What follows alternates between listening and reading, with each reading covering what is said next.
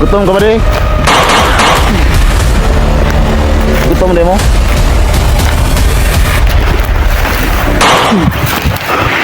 Yan siya. Ya.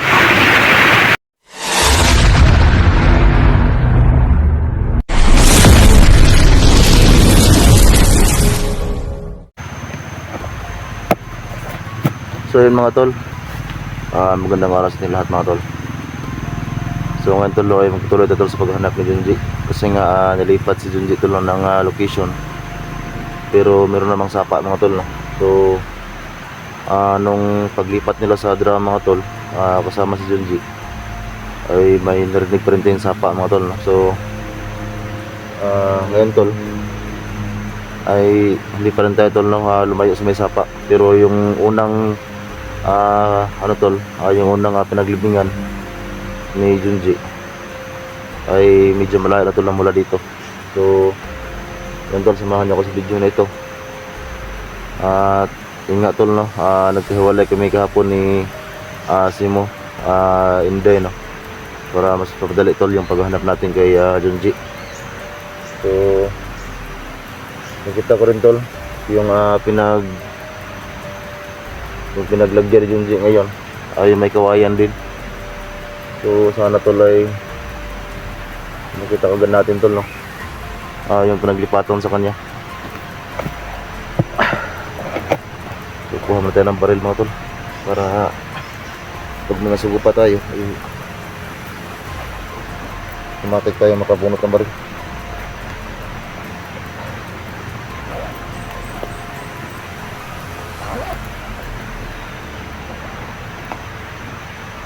So dito rin ako natulog kagabi tol. So hindi kami umuwi mga tol no.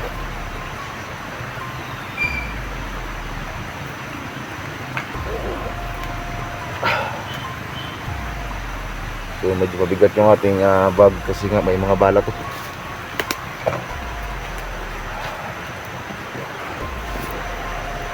So ito napakasulok po ng location. So kailangan natin mag-iingat mga to. Kasi hindi lang tauhan ni Supremo yung kalaban natin, kung hindi mga ahas din. Kaya kailangan talaga doble ingat tayo, lalo na sa mga gantong lugar na napakasulok. So sana mga tol ay may makatulong talaga sa atin mga tol no, para makabili tayo ng alay na kambing. Kasi alam ko talaga tol, pag makapasok siya sa akin ay malaking tulong po talaga no, kay Junji.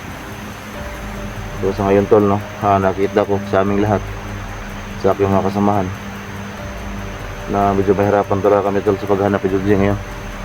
Kasi sinabi ni Supremo na nilagyan daw niya ng itim na mahika no, yung pinaglagyan ni Junji ngayon. Kaya kahit dito lang kami sa kanyang malapit lang sa kanya tol, ay sabi ng Supremo hindi pa rin doon namin makita si Junji. So ito yung mahirap mga tol.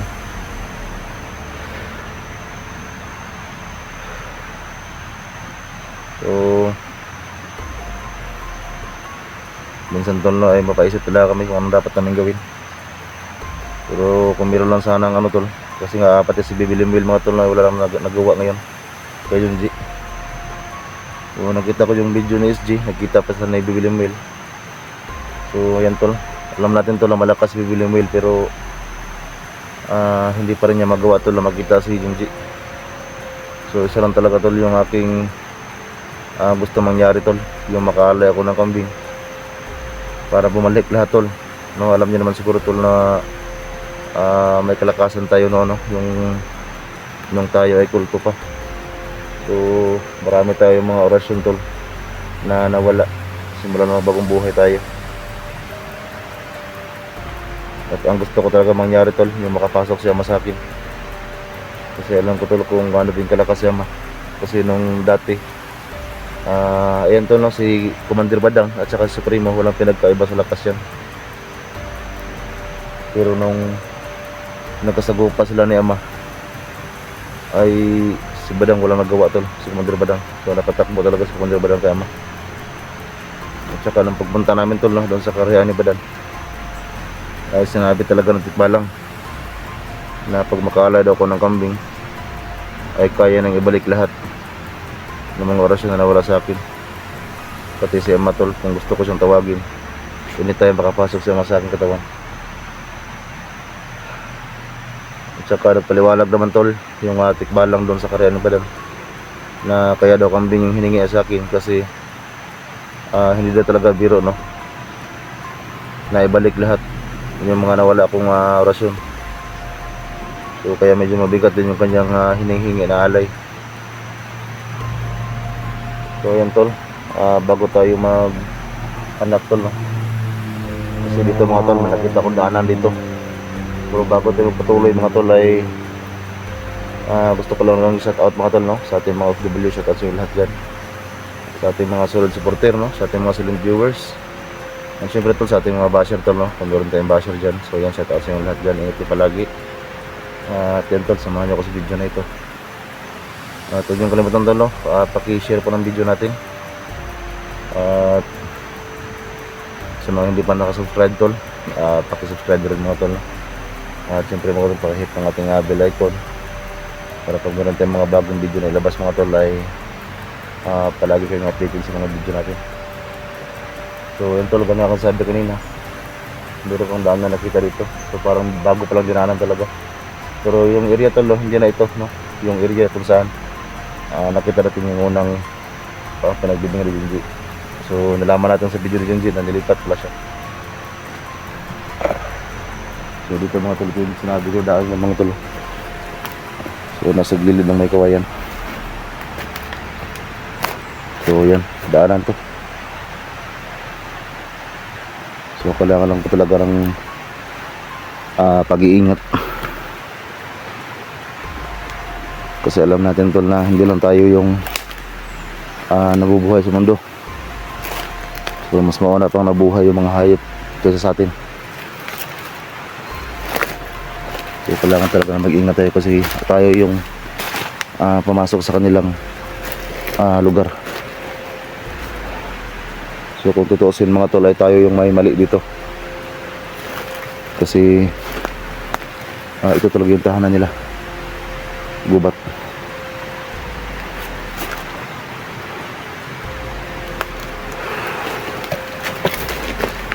Yung tol, parang hanggang dito lang to. Hindi ko alam tol kung meron pa sa unahan.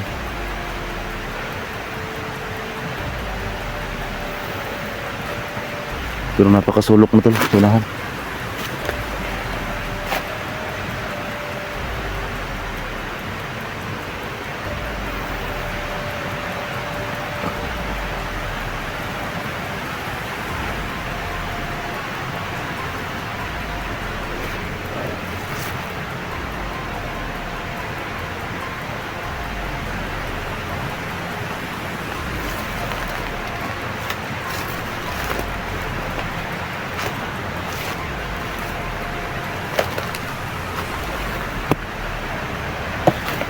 So hanggang dito lang pala ito mga tol.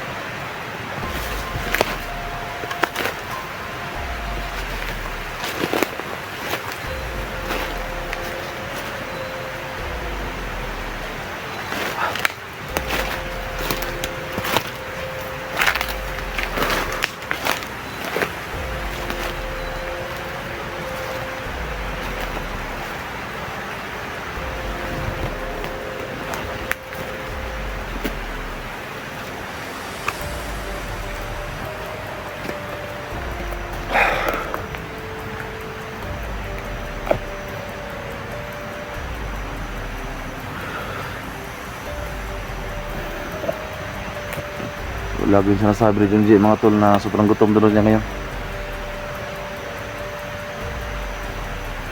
At saka yung kanyang last na upload mga tol ay sinabi niya na yung kanyang mismong ihi ay iniinom niya sa sobrang gutom.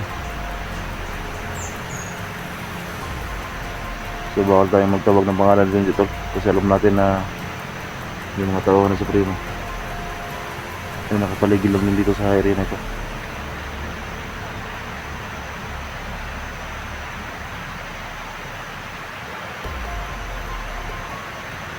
So yun tol, pakishare ang video natin. So medyo napaaga yung pag-upload ko ng video ngayon tol, alas 8 pa lang ng umaga. Kaya nga, kasi nga dito ko natulog mo tol, hindi ko umuwi. So kumain lang din ako ng saging kagabi tol. Nakita ko ng saging doon sa dahan kanina.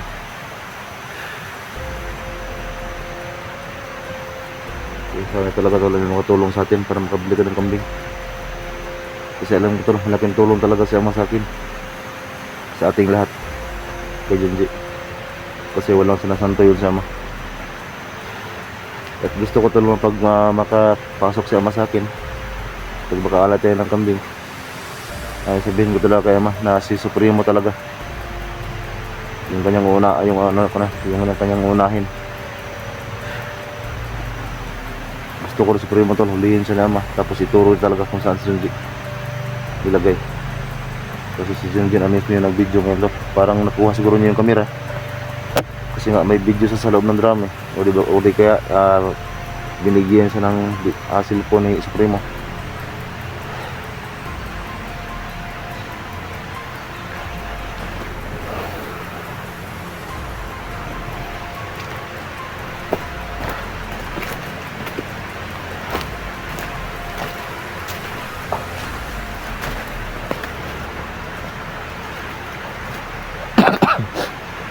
Nonton may kunting ubo tayo.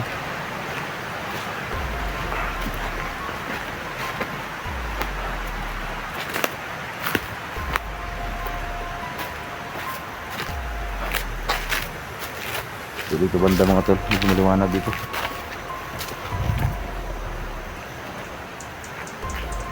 Ito, napakasukal ng buong area. Wala tayong makita dito na ano.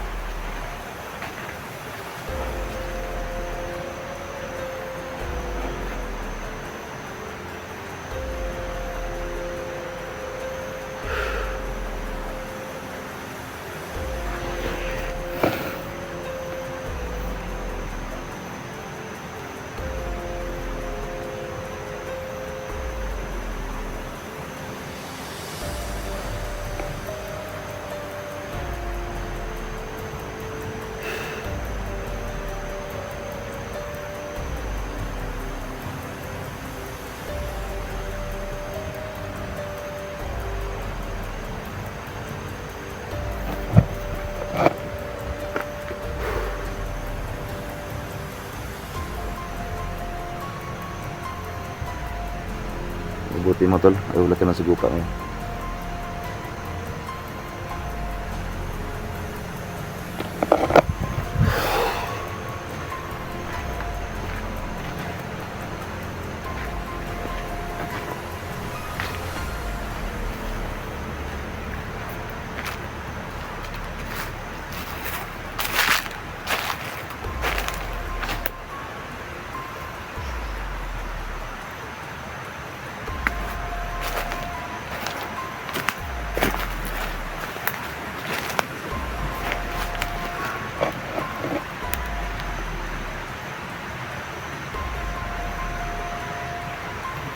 So medyo mahirap talagang hanapin tol, kasi nga sa video lang tayo nakapanood eh.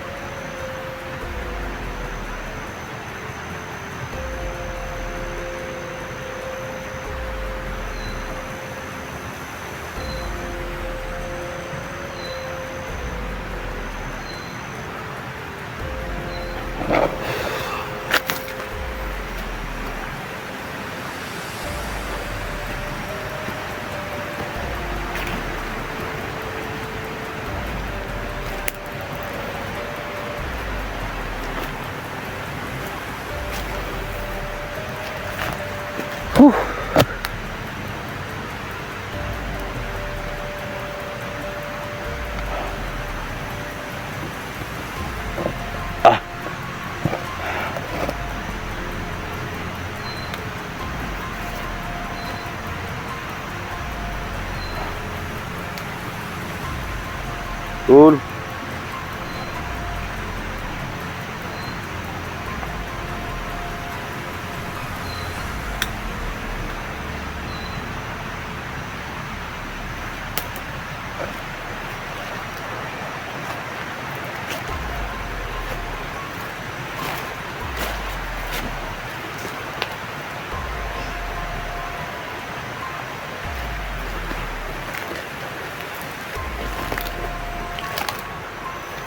kahapon tol, no, nakita kami ni Inday at saka si Mo. Ayun, nagsilabasan tol yung mga tauhan ni Supremo doon sa unang pinaglagyan ng drum. So delikado kami kahapon. So ngayon tol ay wala naman ka nasubukan ngayon.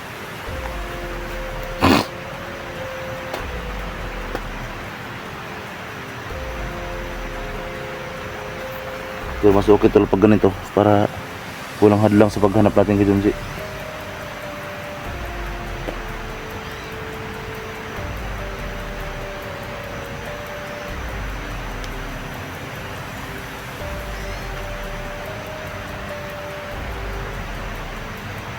So sana tol makita ko man sila ano dito, sila Dax at saka si Eric. Kasi nandito lang sila eh. Nakita ko rin yung mga video nila. Pero ito tol, yung ating pinasok ngayon na location, medyo malaya na yun doon tol. Kung saan andun yung last na upload nila Dax.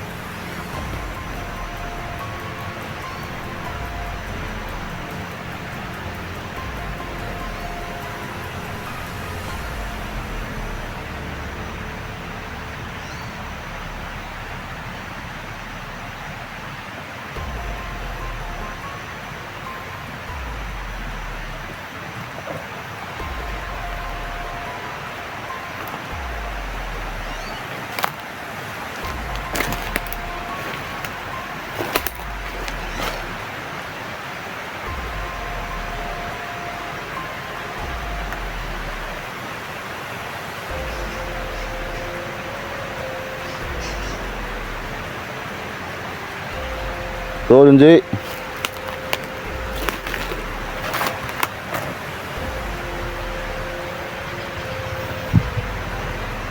ama ko sana makapasok na sa akin.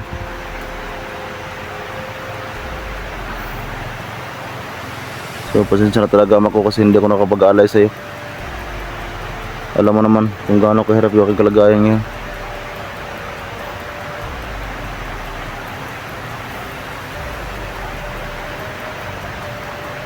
Alam ko rin kasi mga tol na naghihintay lang din yung alay sa ama sa akin eh.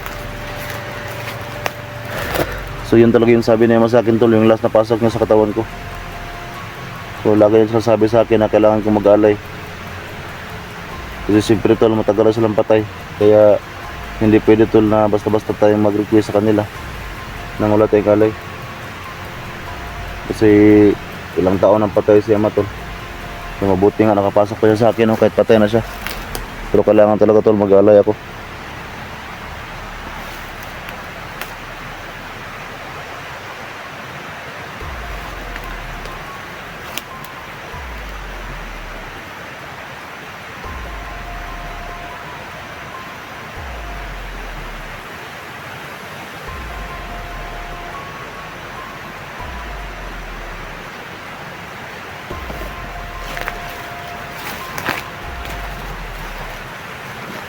Wala sanang kalaban tol.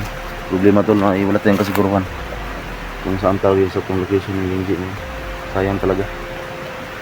Kung meron mo sana si ama tol, kung nakapasok lang sana sa katawan ko, surbog ba tol na malaman naman kung saan sila. Kahit yung tagulilong ko lang sana tol. Pero yung tagulilong ko tol na ano, may limit yun. Hindi katulad ng tagulilong niya na malayo yung baratingan. Yung sa akin tol, dito lang sa paligid. Kasi nga limitado. So ngayon tol, hindi ko ulit magamit kasi nga hindi na ako nakapag-alay.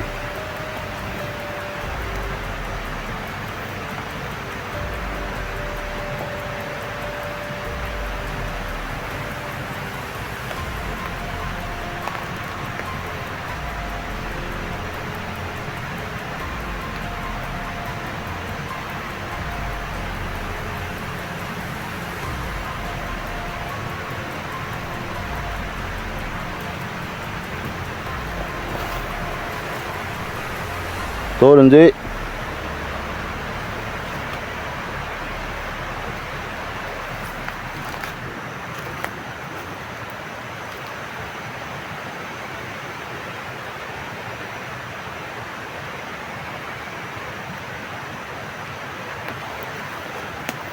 yung kanya location ngayon tol, ay may nakita akong kahoy ng mga ganito.